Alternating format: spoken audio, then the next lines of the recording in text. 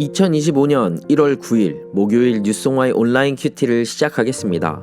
오늘 큐티의 본문은 룻기 4장 11절에서 22절의 말씀이고요. 제가 오늘 여러분들과 함께 읽을 말씀은 12, 13절 말씀입니다. 여호와께서 이 젊은 여자로 말미암아 내게 상속자를 주사 내 집이 다말이 유다에게 낳아준 베레스의 집과 같게 하시기를 원하노라 하니라.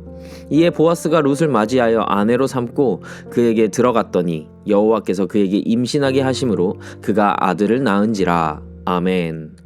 저는 오늘 여러분들과 룻기의 엔딩 진짜 축복은? 이라는 제목으로 함께 큐티를 나누고 싶습니다. 샬롬. 오늘도 말씀으로 하루를 시작하신 여러분, 말씀 안에서 진리를 발견하고 그 말씀을 따라 사는 축복을 누리는 하루가 되길 응원합니다. 드디어 룻기의 마지막 큐티입니다. 이번 룻기 큐티를 통해 여러분은 무엇을 배우고 어떤 은혜를 누리셨나요? 개인적으로 저는 이번 룻기 큐티를 준비하면서 참 많은 은혜를 받은 것 같습니다. 나오미를 통해서 하나님의 품에 거하는 것이 최고의 회복이라는 깨달음과 룻을 통해서 말씀을 붙잡고 순종하며 사는 것이 가장 큰 축복이라는 가르침, 그리고 보아스를 통해서 아낌없는 사랑을 나눠야겠다는 다짐과 소망을 합니다. 저에겐 이렇게 큰 축복으로 다가왔던 룻기를 통해 여러분도 은혜를 누렸기를, 또한 신앙의 다짐을 했기를 바랍니다. 오늘은 어느 때보다 더 축복을 누리고 있는 룻의 모습이 본문 속에서 보입니다.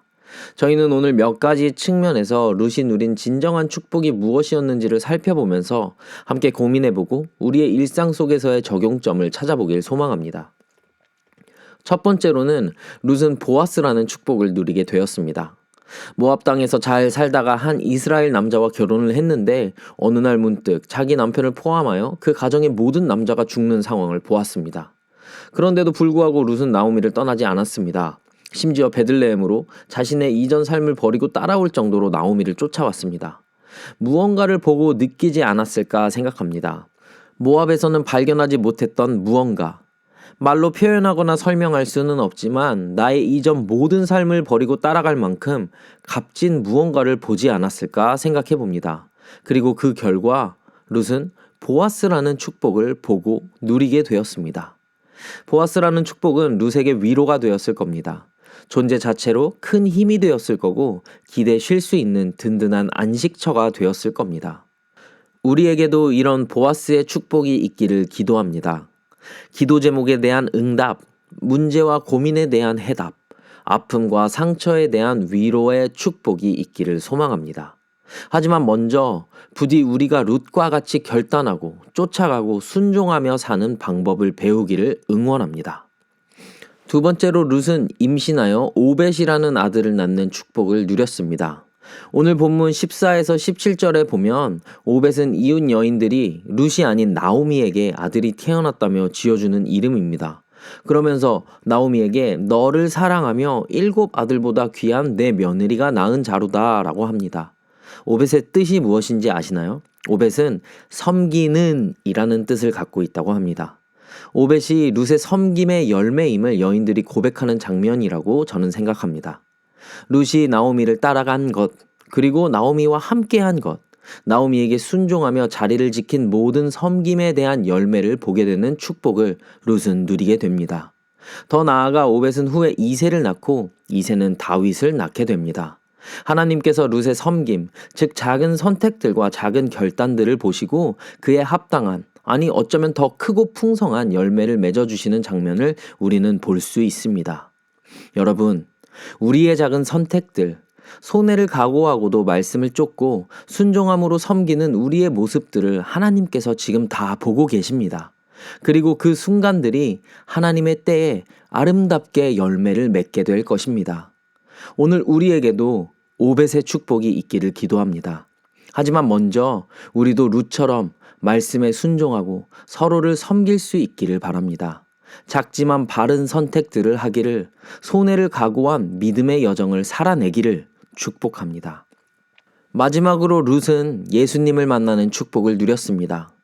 도대체 이게 무슨 뚱딴지 같은 소리인가 하실 수 있지만 여러분 혹시 시간이 되신다면 오늘 마태복음 1장 1절에서 17절의 말씀을 보시기를 권면합니다.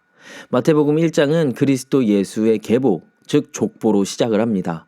다윗의 자손으로 태어날 것이라고 예언된 그리스도 예수님의 족보에 룻이 당당하게 등장을 합니다. 마태복음 1장 5절 말씀을 함께 보겠습니다. 살몬은 라합에게서 보아스를 낳고 보아스는 룻에게서 오벳을 낳고 오벳은 이새를 낳고. 아멘. 좀 더 나아가 마태복음 1장 16절 말씀을 보겠습니다. 야곱은 마리아의 남편 요셉을 낳았으니 마리아에게서 그리스도라 칭하는 예수가 나시니라. 아멘. 마태복음 1장에 룻과 예수 그리스도의 만남이 족보를 통하여 기록되어 있습니다. 모압 여인이 예수님의 족보에 오르는 신기한 일이 생긴 겁니다. 이방인이라는 약점을 가지고도, 과부라는 연약함을 가지고도 순종과 섬김 그리고 하나님의 크신 은혜로 이 여인은 예수님의 조상으로 기록되며 예수님을 믿음으로 만나는 일을 이루어내었습니다. 그뿐 아닙니다. 예수님의 족보에 여인의 이름이 마리아를 제외하고 4번이 나오는데 이 부분이 인상 깊어 함께 살펴보았으면 좋겠습니다. 먼저는 저희가 함께 본 본문 말씀을 보겠습니다. 룻기 4장 12절입니다. 여호와께서 이 젊은 여자로 말미암아 내게 상속자를 주사 내 집이 다말이 유다에게 낳아준 베레스의 집과 같게 하시기를 원하노라 하니라. 아멘. 마태복음 예수님의 족보에 등장하는 첫 번째 여인 다말입니다. 짧게 설명하면 다말은 시아버지가 자신에게 법대로 남편을 주지 않자 창녀로 변장하고 자신의 시아버지와 동침하여 베레스라는 아들을 낳습니다. 두 번째 여인은 보아스의 어머니로 추정되는 여리고 성에 살던 기생 라합이었습니다. 이스라엘 정탐꾼들을 숨겨주고 가족을 구했던 여인이죠. 세 번째가 모압 여자 룻입니다. 네 번째는 솔로몬의 어머니이자 목욕하다 끌려와서 다윗 왕과 동침한 밧세바입니다. 그리고 그로 인해 자신의 남편 우리아가 죽게 되고 임신했던 태 속의 생명까지 잃는 비극이 일어나게 됩니다. 여기서 보면 이 네 여인 중 어느 누구 하나 연약함이 없는 이가 없고 어느 누구 하나 약점 없는 사람이 없습니다. 하지만 이들 모두 자신의 선택들과 다짐들과 실천 그리고 하나님의 크신 은혜로 예수 그리스도를 족보에서 만나는 축복을 누렸습니다.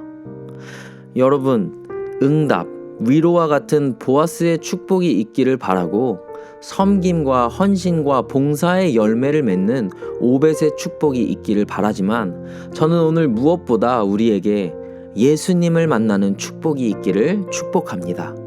무엇보다 나의 연약한 모습을 통해서 예수님께 연결되어지기를 또 그렇게 예수님과 함께하는 축복을 경험하게 되기를 바랍니다.